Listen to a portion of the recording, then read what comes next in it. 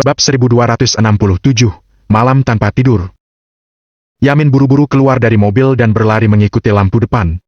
Di luar masih hujan. Sekujur tubuh anak itu basah kuyup dan wajah kecilnya pucat karena kedinginan. Yamin buru-buru melepas jaketnya. Dia berjongkok dan memakaikannya pada anak itu. Pada saat itu, Yamin menyadari bahwa itu adalah gadis kecil dengan rambut sebahu. Gadis kecil itu memiliki mata besar dan fitur wajah yang halus. Dia terlihat seperti boneka porselen. Namun, gadis kecil itu berpakaian compang-camping dan berlumuran lumpur. Bahkan yang lebih mengejutkan adalah ada jejak darah di wajah putih kecilnya. "Nak, kenapa kamu di sini? Di mana keluargamu? Di mana ayah dan ibumu?" Yamin bertanya dengan keras saat hujan mengenai dedaunan. Sangat biasa bagi anak-anak ditinggalkan di gerbang panti asuhan. Namun, dia belum pernah melihat anak dengan jejak darah di sekujur tubuhnya. Hujan mengenai bulu mata panjang gadis kecil itu dan tangannya yang kecil memegang jari Yamin. "Paman!" Suaranya yang lembut seperti ingin mengatakan sesuatu. Namun, pada akhirnya dia terlalu lemah dan perlahan-lahan menutup matanya. Yamin buru-buru menggendong gadis kecil itu ke dalam mobil. Bagaimanapun, dia akan membawa gadis kecil itu kembali ke panti asuhan terlebih dahulu. Gadis kecil itu dibawa ke rumah sakit kecil. Setelah pemeriksaan sederhana, dinyatakan bahwa gadis itu tidak terluka. Darah di tubuhnya hanya terkontaminasi. Yamin memiliki firasat buruk dan langsung menelpon polisi. Polisi memeriksa video kamera pengawasan dan tidak menemukan apa-apa. Adapun dari mana gadis kecil ini berasal, tidak jelas untuk saat ini. Dalam beberapa hari terakhir, belum ada kasus seperti anak hilang, jadi tidak ada petunjuk. Tidak ada cara lain, hanya bisa menempatkan anak itu di panti asuhan untuk sementara sambil menunggu dihubungi oleh orang tua anak itu. Gadis kecil itu diberikan kamar kecil di panti asuhan. Setelah diberikan selimut tebal, tubuhnya menjadi hangat dan wajah kecilnya menjadi merah seperti sedang sakit. Setelah mematikan lampu, Yamin dan perawat keluar. Di kamar kecil yang temaram, gadis kecil itu tertidur. Tangan mungilnya memegangi sudut selimut seolah sedang berbicara dalam tidurnya. "Kalian jangan sakiti ibu, kakak." Boom! Sebuah petir meledak di langit. Di bangsal rumah sakit, Agam yang sedang bersandar di kursi dan perlahan tertidur. Tiba-tiba dia terbangun. Yana juga terbangun. Dia langsung melihat ke langit luas di luar jendela yang diterangi oleh cahaya guntur yang melingkar di awan tebal seperti naga perak. Tanpa mengucapkan sepatah kata pun, Agam mendekat ke jendela. Rintik hujan menerpa jendela dan situasi malam kota di kejauhan tampak psikedelik dan tidak nyata di bawah proyeksi kaca. Kegelisahan yang tak bisa dijelaskan di hatinya makin kuat. Dia ditakdirkan untuk tidak tidur malam ini. Keesokan paginya, itu adalah hari yang cerah. Agam pergi membeli 3 bungkus sarapan dan membawanya kembali ke rumah sakit. Isadora sudah bangun. Yana memiliki kepribadian yang ceria. Karena dirinya, kabut batin Isadora menghilang dengan cepat. Setelah sarapan, Isadora ingin keluar dari rumah sakit. Pertama, dia merasa tubuhnya baik-baik saja. Kedua, dia benar-benar khawatir dengan anak-anak itu. Meskipun hari sangat cerah, suhunya sangat rendah dan udaranya dingin yang entah kenapa membuat orang merasa kesepian. Semuanya sangat sibuk di panti asuhan. Para perawat dan sukarelawan sedang membereskan semuanya. Yamin mengenakan helm pengaman dan mengarahkan kegiatan di lapangan. "Pak Yamin." Isadora berjalan mendekat. "Hei, nak, bukankah kamu sedang dirawat di rumah sakit? Kenapa kamu keluar begitu cepat?" Yamin terkejut. "Sudah tidak apa-apa." Isadora tersenyum dan bertanya. "Pak Yamin, apa yang sedang kalian lakukan? Apa benar sudah baik-baik saja?" Yamin masih tidak percaya. Api begitu besar.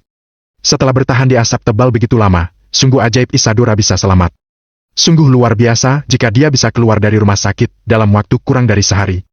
Namun, melihat wajah Isadora yang bersih dan merona merah, tidak ada yang mencurigakan.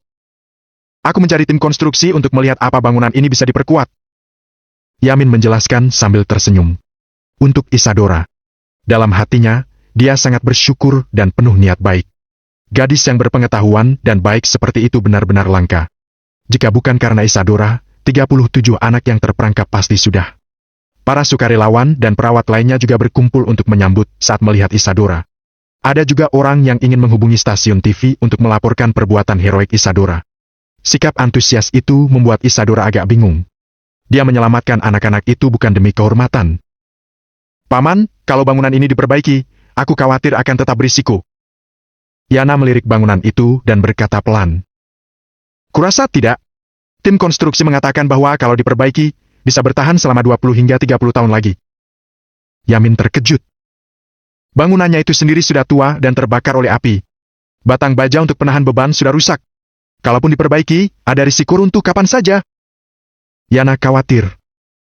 Hei, Pak Yamin, keluarga gadis ini bergerak di bidang real estate. Sebaiknya kamu dengarkan kata-kata dia. Agam tidak bisa menahan tawa. Kakek Yana, Norman adalah orang terkenal di bidang real estate di Provinsi S. Dia telah terpapar sejak dia masih kecil dan tentu saja dia mengetahui beberapa struktur arsitektur dan sebagainya. Ini. Yamin tentu percaya pada Agam. Sejak Agam melangkah ke dalam bangunan untuk menyelamatkan orang-orang terlepas dari bahaya dan mencoba mengadili orang yang membuat api dengan cara yang dia tidak bisa mengerti, dia sangat percaya pada Agam. Namun, melihat Yamin mengungkapkan perjuangan dan keraguan, Agam bertanya, "Apa karena kekurangan uang?" Yamin tersenyum pahit. Sebagian dari biaya panti asuhan disumbangkan oleh semua lapisan masyarakat. Biasanya, pengeluarannya sudah kerdil. Selain itu, kondisi ekonomi akhir-akhir ini tidak baik. Para perawat di sini belum digaji selama hampir 2 atau 3 bulan. Kalau seluruh bangunan dihancurkan dan dibangun kembali, aku khawatir akan menghabiskan banyak uang. Agam melirik Yana. Yana menatap dan berkata, "Kenapa kamu melihatku?" Gadis ini benar-benar memiliki temperamen yang besar. Agam bercanda. "Wanita kaya, bukankah keluargamu bergerak di bidang real estate? Bisakah aku menyerahkan masalah ini kepadamu? Apa masih perlu dipertanyakan?" Yana mendengus ringan dan berkata pada Yamin, "Bangunan ini tidak bisa lagi menampung orang. Serahkan rekonstruksi padaku." Yamin terkejut dan buru-buru berkata, "Nak, aku terima niat baikmu. Tapi, untuk membangun kembali sebuah bangunan, setidaknya butuh 30 hingga 40 miliar. Ini gratis." Agam tersenyum. Dia menepuk kepala Yana dan berkata, "Dia sangat kaya. Dia tidak membutuhkan uang ini." Yamin menggeliat bibirnya. Matanya penuh kabut air dan dia tersedak. Tiba-tiba, dia hendak berlutut pada Yana. Yana buru-buru menopangnya. "Apa yang kamu lakukan?" "Nak, terima kasih. Kamu adalah dermawan bagi semua anak dan perawat di panti asuhan kami." Yamin yang merupakan seorang pria parubaya tidak bisa menahan air matanya saat ini. Demi masalah ini, dia sangat sibuk. Bangunan itu tidak luas, tetapi termasuk perpustakaan, ruang kegiatan, kantin, dan lain-lain. Dia menghitung tagihan dalam semalam. Kalaupun hanya diperbaiki, tetap membutuhkan biaya 5 hingga 6 miliar. Dia bahkan memutuskan untuk menjual rumah di kampung halamannya untuk memperbaiki bangunan itu. "Tidak masalah." Yana agak panik. Dia hanya membantu sedikit. Dia tidak menyangka bahwa dia membantu begitu banyak orang dan keluarga secara tidak sadar. Yamin mengucapkan terima kasih lagi pada Yana. Kemudian, dia menenangkan dirinya dan pergi ke tim konstruksi untuk menginformasikan pada mereka. "Terima kasih, Kak Yana." Isadora meraih tangan Yana dan tersenyum manis. "Terima kasih, Kak Yana." Agam mengikuti Isadora dan menarik lengan Yana. "Sialan!" Yana merinding dan hampir menggunakan bahan di tanah untuk memukuli orang ini. Yana sangat lugas dan segera menghubungi keluarganya untuk mengatur masalah ini. Kebetulan sebuah tim konstruksi dari keluarga Haris datang ke ibu kota Kekaisaran untuk berpartisipasi dalam pertemuan undangan tender. Ketika mengetahui situasi ini, mereka langsung bergegas. Saat itu, ada perselisihan antara Yamin dan tim konstruksi, sepertinya mereka akan segera bertengkar. Bab 1268, Bongkar Paksa. Tim konstruksi terdiri dari 10 hingga 20 orang. Mereka sangat arogan. Terutama pria gemuk yang mengenakan topi putih dengan sebatang rokok di mulutnya. Dia tampak sangat sombong. Ada logo perusahaan yang menarik perhatian yaitu Grup Buana Baru di topi putih pengaman di atas kepalanya. Grup Buana Baru adalah sebuah perusahaan real estate. Skalanya tidak besar. Namun, perusahaan real estate yang terkenal di ibu kota Kekaisaran pasti memiliki sedikit dasar. Pria gemuk itu adalah pemimpin tim kecil dari tim konstruksi Grup Buana Baru. Namanya Tio. Awalnya, Tio tidak mau mengambil pekerjaan ini. Berapa banyak uang kotor yang bisa dia dapatkan dari panti asuhan kecil? Dia tidak melakukan amal dalam bisnis. Namun, dia tertarik saat mengetahui bahwa Yamin dapat mengumpulkan 5 hingga 6 miliar. Dia melakukan penyelidikan latar belakang dan mengetahui bahwa Yamin juga seorang yatim piatu dengan latar belakang yang sederhana.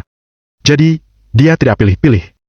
Kalaupun sesuatu terjadi di masa depan, direktur panti asuhan tidak akan bisa melawannya. Dia melihat bangunan berbahaya itu dan mencari tahu di mana harus mengurangi biaya. Pada akhirnya, Yamin bertemu dengannya dan mengatakan bahwa konstruksi itu dibatalkan. Jika merupakan tim konstruksi umum, pembatalan akan dibatalkan begitu saja. Paling-paling hanya perlu membayar biaya operasional dan masalah akan selesai. Namun, Tio bukan orang yang baik hati. Dia telah melakukan pekerjaan ini selama beberapa dekade. Dia melakukan korupsi terhadap orang berkuasa maupun orang biasa. Dia juga membangun kelompok korupsi. Mungkinkah dia akan bersedia melepas uang yang akan dia dapatkan begitu saja? Yamin, jadi orang gak boleh egois. Aku sudah membawa orang jauh-jauh ke sini dan aku sudah mengukur. Saat ini, kamu membatalkan begitu saja. Apa itu pantas? Tio berkata sambil mengeluarkan rokok dengan senang hati. Pak Tio, saya tahu ini adalah salah saya. Saya akan membayar 60 juta sebagai biaya kompensasi untuk kalian. Bagaimana menurut Anda? Yamin memaksakan senyum dan berkata, panti asuhan sedang kesulitan keuangan. Uang 60 juta ini dikeluarkan dari uang pribadinya. 60 juta? Apa kamu kira kami pengemis? Tio menyeringai dan memperlihatkan dua gigi depan yang bertatahkan emas. 100 juta. Yamin buru-buru mengubah kata-katanya. Semuanya yang ada di panti asuhan adalah anak-anak. Dia tidak akan pernah memaafkan dirinya sendiri jika sampai membuat keributan dan menyakiti anak-anak. Tio menyipitkan mata. Dia mengulurkan tangan untuk menepuk wajah Yamin dan berkata, Pak Yamin, jangan salahkan aku. Aku sudah mengingatkanmu. Bangunan ini sudah berbahaya dan sudah tidak boleh ada yang tinggal di dalamnya. Ini akan runtuh dalam setengah tahun. Aku tahu itu tidak mudah untukmu. Harga yang aku tawarkan padamu sudah merupakan harga terendah. Aku bahkan rugi. Kalau kamu mencari kontraktor lain, kamu tidak akan mendapatkan harga sebagus itu. Pak Tio sangat baik hati. Dia sangat terkenal di industri ini. Kalau kamu menggunakan tim konstruksi lain, pasti tidak akan bisa menyelesaikan masalah dengan harga 5 hingga 6 miliar. Pria di sampingnya berkata.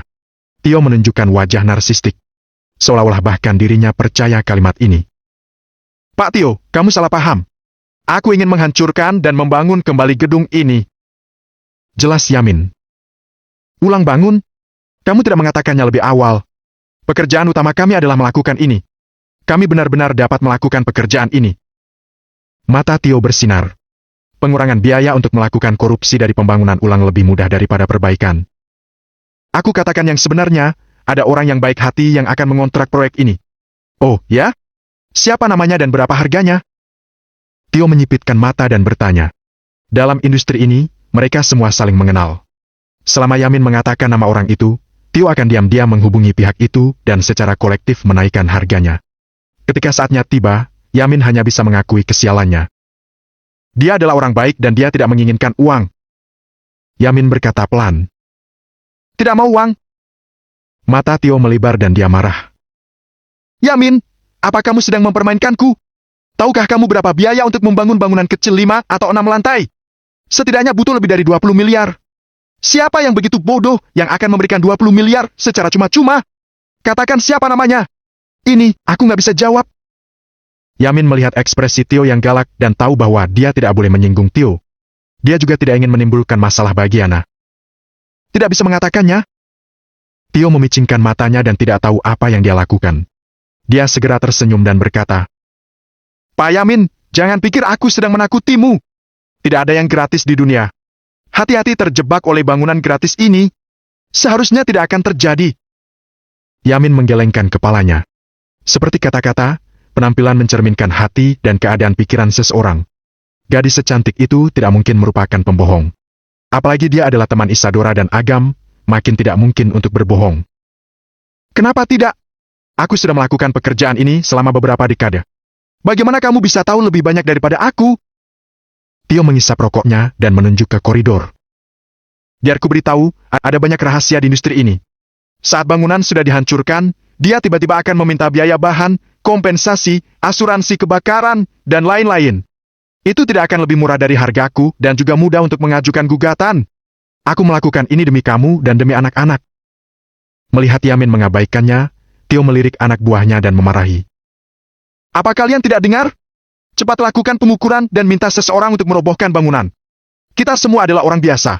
Kita tidak boleh membiarkan Pak Yamin yang baik hati dijebak oleh pencatut. Yamin buru-buru menghentikannya dan berkata, Pak Tio, aku belum menyetujui. Pak Yamin, ini salahmu. Kenapa kamu menolak kebaikanku? Apa kamu tidak menghargaiku? Tio mendorong Yamin dan berteriak dengan keras. Orang-orang itu langsung mengerti dan memanggil mesin penggali. Begitu bangunan dihancurkan, Yamin tidak bisa menahan mereka. Apalagi ini hanya awal. Pada saat itu, proyek konstruksi akan menjadi lubang tanpa dasar. Mereka tidak akan berhenti jika tidak bangkrut. Bagaimana jika benar-benar tidak ada uang? Mudah ditangani. Gunakan panti asuhan sebagai jaminan. Setelah diambil alih, mereka akan diam-diam mengembangkan beberapa proyek keuntungan, seperti anak ini sudah tidak punya siapa-siapa, tidak keterlaluan bukan jika menghilang? Jika sudah sakit parah dan mati, itu tidak ada hubungannya dengan mereka, bukan? Kornea mata dan jantung anak-anak bisa dijual dan menghasilkan banyak uang. Tio sedang merokok dan dia bahkan sudah merencanakan di dalam hatinya. Tidak! Aku tidak akan setuju! Wajah Yamin penuh kengerian. Dia tahu siapa Tio. Jika Tio benar-benar diizinkan, bagaimana keselamatan anak-anak di panti asuhan dapat dijamin? Pak Yamin, kenapa kamu begitu sungkan denganku? Dua orang, bawa Pak Yamin ke dalam rumah untuk minum kopi. Angin dan hujan bertiup di luar, jangan sampai Pak Yamin sakit. Tio menyeringai. Penampilannya yang baik tampak seperti pengusaha yang mendapatkan untung besar dengan cara yang tidak pantas. Apa kamu berencana untuk melakukannya secara paksa? Agam berjalan ke arah mereka. Nak, dari mana kamu keluar? Perhatikan kata-katamu. Aku berbisnis dengan serius, tidak ada yang terpaksa. Tio memandang Agam dari atas ke bawah dan mencemooh di dalam hatinya. Tio bukanlah tokoh terkemuka, tetapi dia harus pandai sehingga tidak menyinggung dalam industri real estate. Mungkin tidak 100%, tetapi setidaknya ada 80 hingga 90% tuan muda kaya dari ibu kota kekaisaran yang pernah ditemuinya. Setidaknya pernah lihat di foto, tetapi dia tidak pernah melihat Agam. Penampilan Agam yang biasa saja membuat identitasnya terungkap. Tio tidak peduli dengan orang-orang dari bagian bawah masyarakat seperti ini. Jangan berpikir bahwa orang bodoh. Aku tahu betul apa yang kamu rencanakan. Aku sarankan untuk segera pergi. Jangan keterlaluan. Kata Agam ringan. Berapa banyak orang bisnis yang tidak licik. Namun, ada garis bawah untuk semuanya. Jika dia keterlaluan, Agam pasti akan campur tangan. Nak, siapa kamu? Apa kamu memberi pelajaran untukku? Tio mengembuskan asap rokok dan berkata dengan arogan. Coba kamu cari tahu siapa diriku. Aku dapat menghabisimu hanya dengan satu panggilan telepon. Bab 1269, Tanding Trik. Kedengarannya menakutkan. Bagus kalau kamu tahu. Tio baru mengucapkan setengah dari kata-katanya, saat dia melihat Agam yang sama sekali tidak merasa takut. Kalimat itu terdengar lebih seperti ejekan. Segera, Tio sangat marah dan membuang puntung rokok. Dia menghancurkan dengan kejam menggunakan kakinya dan berkata dengan ganas. Sial, bocah, ekspresimu membuatku sangat kesal. Apa kamu benar-benar berpikir bahwa aku tidak berani? Begitu dia berbicara, 10 hingga 20 pria di belakangnya segera meraih alat mereka dan menatap Agam dengan mengancam. Tidak, Pak Tio, ini salah paham. Saat Yamin menyadari situasi ini, dia sangat takut hingga wajahnya menjadi pucat. Dia buru-buru bangkit dan menarik Agam. Nak, kamu tidak ada hubungannya di sini. Jangan sampai terlibat. Kata-kata itu sangat galak, tetapi tatapannya penuh kekhawatiran. Agam tidak bersalah dan Yamin tidak ingin melibatkan anak yang begitu baik. Melihat Yamin ketakutan, Tio menjadi lebih energik. Kejadian ini menunjukkan bahwa orang di depannya ini tidak memiliki kemampuan dan tidak memiliki latar belakang. Dia tidak akan merugikan dirinya. Nak, kuberitahu hari ini. Aku memang baru saja melakukan pemaksaan. Kenapa? Biaya pembongkaran bangunan 20 miliar. Tidak boleh kurang sepeser pun. Tio sedang bermain trik. Bagaimanapun, jika sesuatu terjadi padanya, akan ada yang membebaskannya. Kalaupun dia tidak bisa mendapatkan 20 miliar, kejadian ini menunjukkan bahwa orang di depannya ini tidak memiliki kemampuan dan tidak memiliki latar belakang.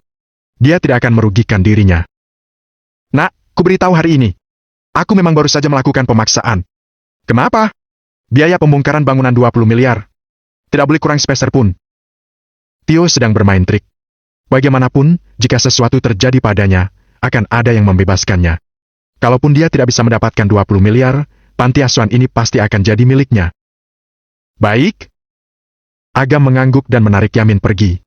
Tio tampak menghina dan meludah. Dia tentu berpikir bahwa Agam takut dan tidak berani menimbulkan masalah. Nak, jangan tarik aku. Dia bukan orang baik. Ketika saatnya tiba dan kita tidak mampu membayar 20 miliar, dia pasti akan mengambil alih panti asuhan. Anak-anak yang menderita. Yamin melepaskan diri dan berkata dengan getir. Tidak apa-apa, aku punya solusi.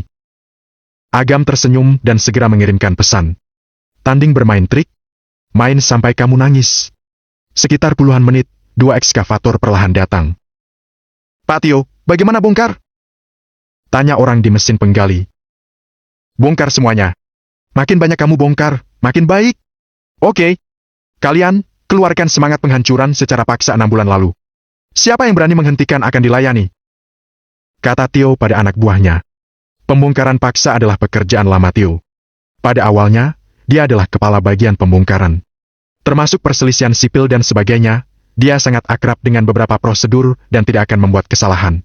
Yamin melihat bahwa dia tidak bisa menghentikannya, jadi dia harus berkecil hati. Dia memerintahkan para perawat dan sukarelawan untuk membawa anak-anak keluar agar tidak terkena debu.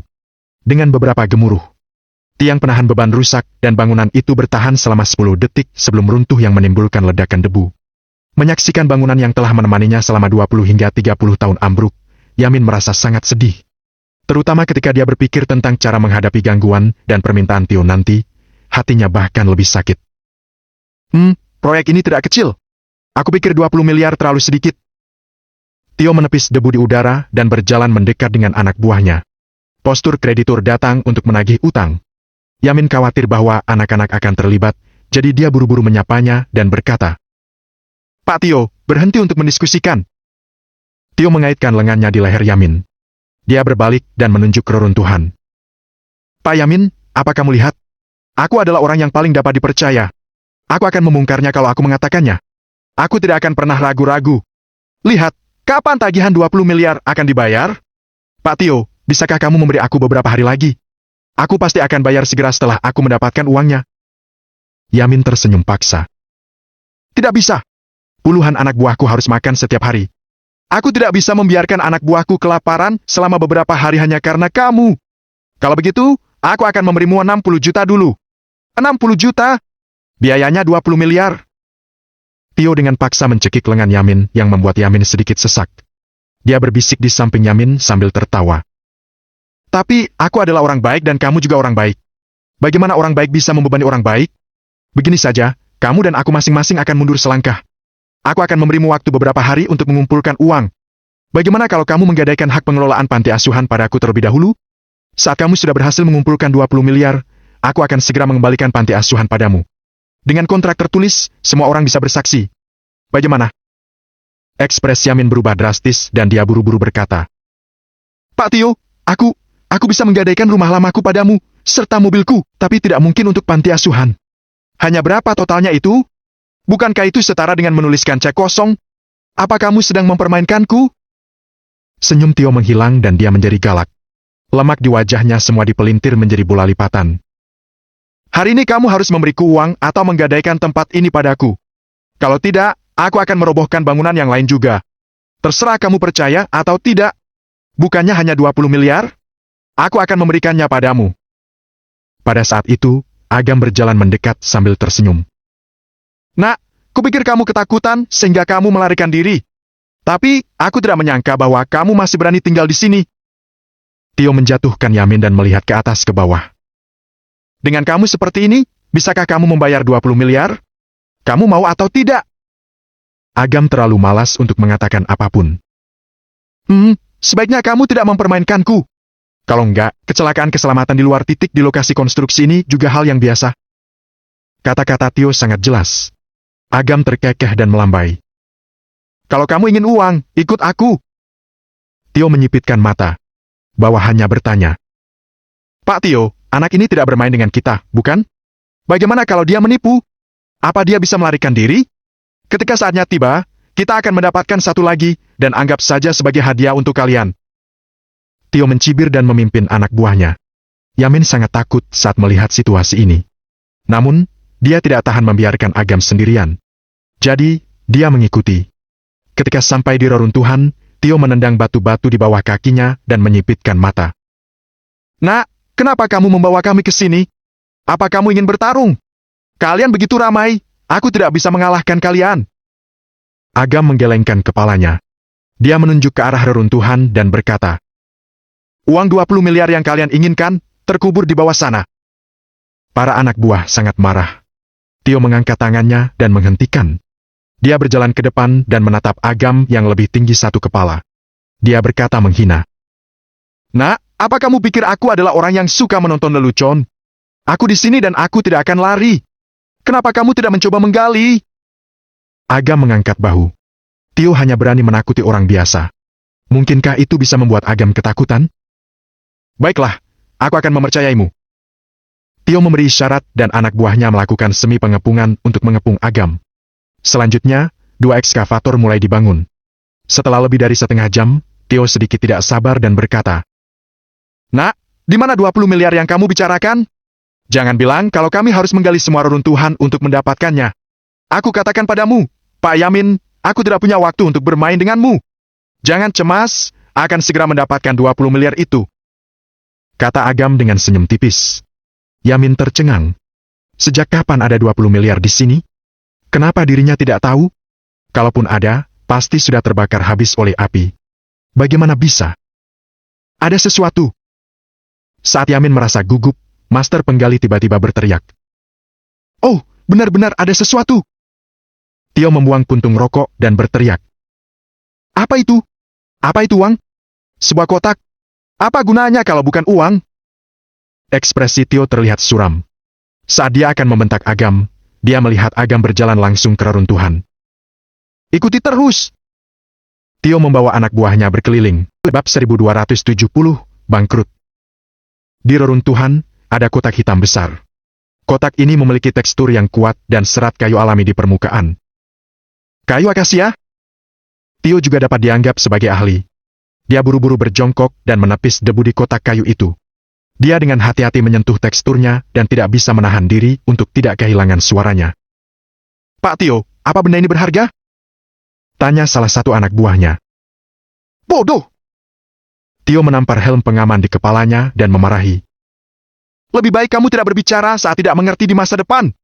Kamu hanya menjatuhkan harga diriku. Kayu akasia tidak terlalu mahal, tapi merupakan kayu kelas atas. Dilihat dari teksturnya, harusnya terbuat dari inti kayu akasia yang lebih berharga. Harganya setidaknya 4 hingga 600 juta. Mendengar ini, mata orang-orang itu berbinar. Hanya sebuah kotak kayu saja sudah begitu berharga, mungkin saja ada 20 miliar di dalamnya. Tio memikirkan hal yang sama. Dia melirik Yamin dan berkata, Aku pikir kamu adalah orang yang baik. Rupanya sama saja.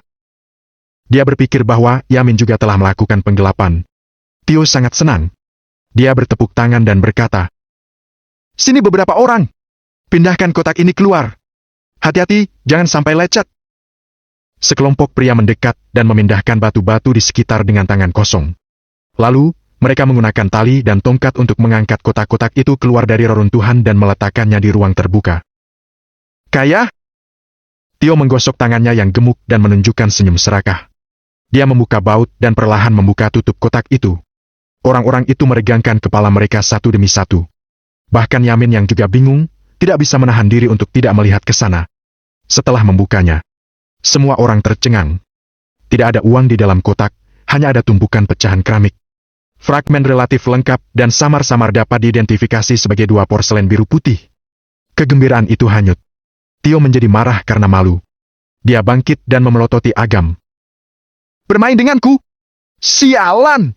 Apa kamu sedang cari mati? 2 porselen biru putih ini adalah harta karun zaman awal modern. Mereka milik istana kekaisaran. Meskipun mereka tidak sebanding dengan beberapa jenis yang sangat langka, satu potong bernilai lebih dari 42 miliar. Ada juga dokumen penilaian dan catatan lelang di dalamnya. Bukankah kamu mengenal seseorang? Kirim saja untuk mereka melihat. Agam merenung dan tersenyum. Omong kosong! Benda ini sudah retak. Ini sudah tidak berharga. Tio berkata demikian dan dia secara khusus membolak-baliknya. Dia benar-benar menemukan catatan penilaian dan lelang di dalamnya. Dia tahu perusahaan lelang ini. Dulu dia sering bertemu dengan bosnya. Itu persis sama dengan yang asli. Dengan kata lain, ini adalah barang nyata. Retak! Agam berpura-pura terkejut. Dia berjalan mendekat dan menjulurkan kepalanya untuk melihat.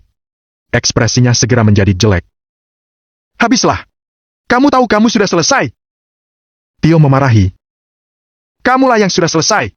Kedua porselen biru putih ini bernilai 40 miliar. Mereka baru saja dibeli 3 bulan yang lalu. Karena kamu menghancurkan bangunan ini, kamu malah juga menghancurkan barang-barangnya. Katakan padaku, bagaimana cara akan ganti rugi? Agam bertanya pelan. Ekspresi Tio berubah drastis. Setelah berpikir, dia menjawab dengan marah. Kamu menjebakku? Pak Yamin tidak setuju saat kamu ingin menghancurkan bangunan ini. Kamu sendiri yang ingin menghancurkannya. Bagaimana kamu bisa menyalahkanku karena menjebakmu? Agam berkata. Omong kosong! Bagaimana mungkin seseorang meletakkan porselen biru putih seharga 40 miliar di bangunan berbahaya?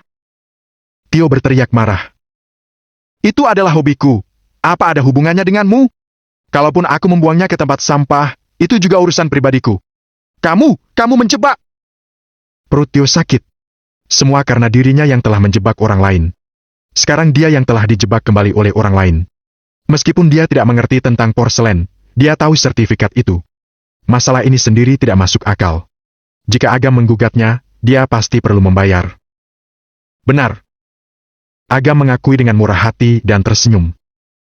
Kalau kamu bisa melakukan dengan paksa, kenapa aku tidak bisa menjebakmu? Kalimat ini membuat paru-paru Tio yang sedang marah seperti akan meledak. Namun, dia tidak bisa membantahnya sama sekali. Dialah yang ingin menjebak duluan. Jika tidak mengakuinya, bukankah termasuk bersedia menundukkan kepala? 2 porselen biru putih milikku bernilai 40 miliar, dikurangi uang pembongkaran 20 miliar. Jadi, masih ada 20 miliar. Dibayar tunai atau transfer? Agam mencibir. Aku tidak akan memberikannya. Tio memarahi dengan ganas. Biasa orang lain yang memberinya uang. Bagaimana mungkin dia yang akan memberikan uang? Saudara-saudara, ketika kita menghancurkan bangunan hari ini, salah satu dari mereka sulit diatur dan menyelinap ke bangunan berbahaya itu. Dia terjebak hingga hampir mati. Apa kalian mengerti? Tio berbalik ke belakang dan berteriak pada bawahannya. Begitu dia mengatakan ini, dia ingin menghancurkan Agam. Mengerti? Dengan wajah galak, orang-orang ini bergegas sambil berteriak. Yamin dengan santai mengambil batu bata dan melindungi di depan Agam. Dia tidak bisa berbuat apa-apa selain membantu Agam. Agam berdiri di tempatnya dan matanya menyapu acuh tak acuh. Dalam sekejap, terdengar seperti tangisan hantu dari neraka tingkatan paling bawah di telinga semua orang. Pada saat yang sama, mereka secara tidak sadar merasakan gelombang ketakutan yang tak terkendali. Seolah-olah kepala mereka ditekan ke bawah, rasa dekat dengan kematian yang kuat menyapu tubuh mereka. Mereka berhenti di tempat dan wajah mereka tampak penuh kengerian. Dengan satu langkah yang dilakukan Agam, hati, bahkan jiwa mereka hampir meledak. Seperti gandum yang tertiup angin, mereka semua jatuh ke tanah dan menggigil. Wajah Tio yang gemuk sudah pucat dan seperti tidak berdarah. Dia juga pernah merasakan perasaan menindas seperti ini sebelumnya. Itu berasal dari bos asosiasi Lajak Utara. Namun, pengalaman itu memiliki perbedaan yang sangat besar. Bahkan, sepenuhnya tidak berada pada tingkatan yang sama. Agam datang langsung ke depan Tio dan berkata, apa kamu akan membayar 20 miliar itu atau tidak? Wajah Tio menjadi sangat pucat. 20 miliar? Itu seperti menginginkan setengah hidupnya. Meskipun dia telah melakukan banyak hal jahat dan menghasilkan banyak uang selama bertahun-tahun, dia juga telah menghabiskan banyak. Modal kerja di kartunya hanya ada 2,4 miliar dan sisanya sudah dibelanjakan mobil dan rumah olehnya. Jika dia harus membayar, dia pasti akan kehilangan segalanya. Aku tidak punya banyak uang. Tio menelan ludahnya. Dia masih tidak mau menyerah. Dalam pekerjaannya, tetap saja ada risiko. Aset di tangannya serta uang dalam kartunya tidak atas namanya. Dia sama sekali tidak takut dituntut. Kamu mungkin salah paham akan satu hal. Aku tidak sedang berdiskusi denganmu. Agam sedikit tersenyum. Ancaman? Jika Tio takut akan ancaman, dia tidak akan bisa sampai di posisi ini. Saat dia merasa kesal di dalam hatinya, puluhan pria berbaju hitam bergegas. Mereka tiba di depan Agam dan berkata dengan hormat. Pak Agam, kepala keluarga Suhardi mengirim kami ke sini untuk mendengarkan semua perintah Anda. Sebelumnya, Agam menghubungi Gerald dan memintanya untuk mengambil beberapa barang antik dan menaruhnya di dalam bangunan yang berguna untuk menghukum Tio. Kepala keluarga Suhardi? Ada cukup banyak orang dengan nama keluarga Suhardi di ibu kota Kekaisaran. Namun, satu-satunya yang bisa disebut kepala keluarga adalah Gerald. Anak ini kenal Gerald? Tio merasakan kengerian. Apa dia sudah memprovokasi Gerald?